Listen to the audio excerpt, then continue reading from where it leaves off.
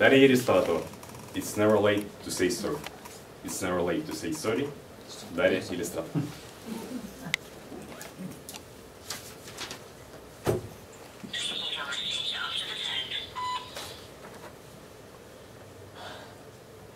Hello, Mom. Now, listen to me carefully. I'm stuck in this aircraft and things don't seem right. There is a lot of smoke. And I just wanted you to know that I love you and Dad so much. And I hope to see you again. And I'm so sorry. I'm really sorry. Bye. Dear fellow Toastmasters and guests, as you might have already understood, this terrified young woman was I. 10 years ago, I recorded this voicemail message for my parents, thinking I would never see them again. It was about 2 hours in the flight from Tokyo to Moscow. I was serving passengers together with my colleague Michael. The fasten seatbelt sign was on, but the air was pretty smooth, so many passengers got up and walked to the aft galley to stretch their bones or visit the toilet. Each time we had to make some room for them to squeeze between the beverage tray and aisles of seats. The space was undeniably tight, and the beverage tray was stoked with heavy cans of sodas and juices. Each time, it made us many efforts to move it.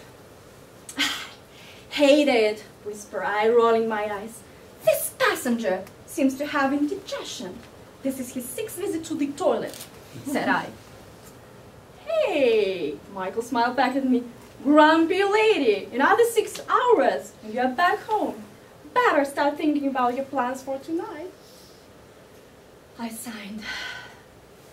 No, I have no plans. I feel absolutely worn out.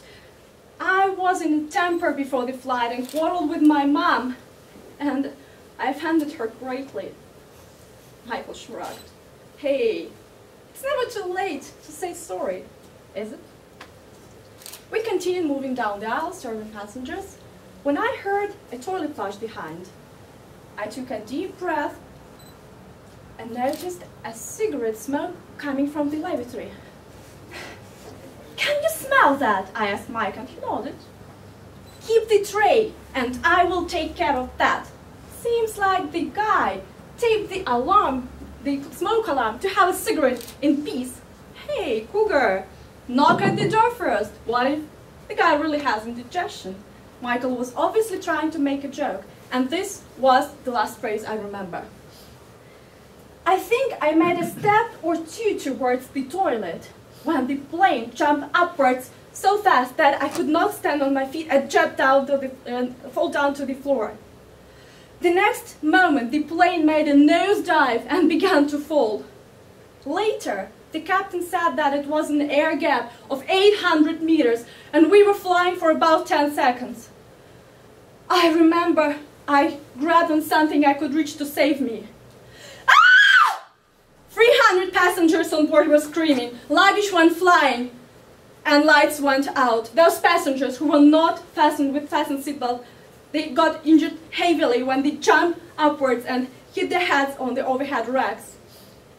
Finally, the captain took control of the plane, and the plane had been brought back from its dive. The air became smoother, and passengers were able to set them free from food, newspapers, and other belongings. I heard groans coming from everywhere, but I could not stand on my feet and help. I was suffocating, but it was not my fear saving my throat. It was the smoke coming from beneath the lavatory door. Immediately, I jumped onto my feet, grabbed the phone, and informed the captain. Sir, there is a smoke in the aft lavatory. Sir, can you hear me? We were prohibited to say a word found on board the aircraft to avoid panic. But by the toxic smell and the black smoke coming from beneath the lavatory door, I knew we were on fire. I saw my colleagues were distributing wet napkins to the passengers and informed them how to breathe normally. Michael brought me a piece of a soaked napkin too. I saw him putting on a protective breathing equipment and taking out a fire extinguisher. By that time, I could hardly see his silhouette, and I knew that things were getting worse. I remember silent cries of suffocating passengers. I remember Michael taking out a passenger from the smoke lavatory. A passenger seemed to hit his head when the plane dived and lost his consciousness. The cigarette dropped down from his hand and lit a toilet paper. I remember my male colleagues were bravely fighting in flight fire, and I could not do anything, because my mind was obsessed with the only thought that probably I would never have a chance to say how sorry I was to my mom, to a person I loved so much.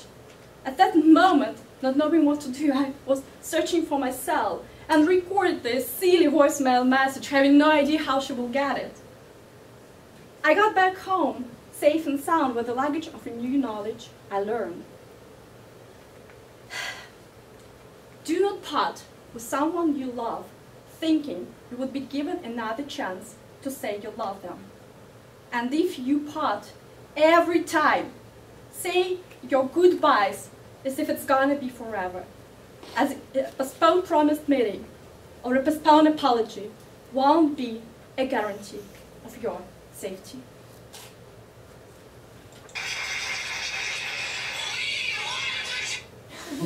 Hello, Mom. Yes, I'm safe. Yes, I'm back. And I just wanted to know you that I'm so sorry. Love you. Bye.